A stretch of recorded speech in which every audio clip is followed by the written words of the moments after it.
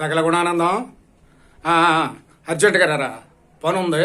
అర్జెంటుగా రా, ఒక పని ఉంది నీకు మన తోటలో పని చెప్తాను. అర్జెంటుగా వచ్చాయి. అర్జెంటుగా రాలేవా? ఎక్కడున్నావు ఏంటి బాబు?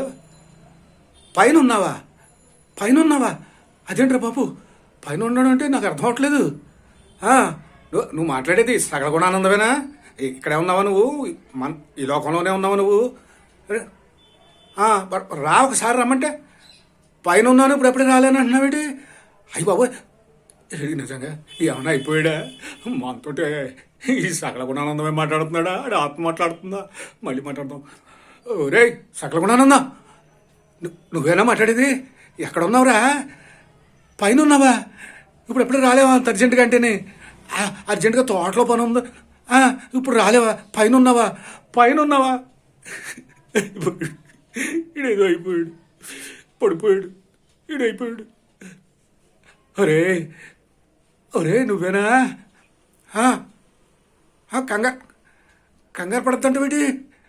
మరి పైన ఉన్నానంటున్నావు కదరా, అంటే నువ్వు లేవేమో అనుకుని నేను.